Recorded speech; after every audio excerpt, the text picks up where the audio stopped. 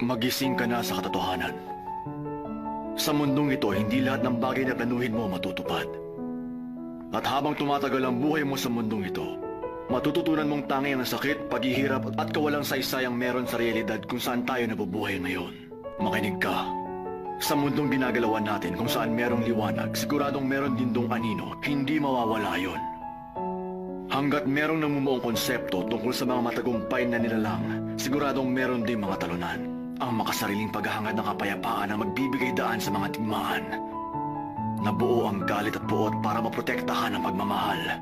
Malaki ang kaugnayan ng mga bagay na yon sa isa't isa at hindi yun maaaring paghiwalayin. Natural lang yon. Pangarap ko kasing baguhin ang kapalaran ng mundo.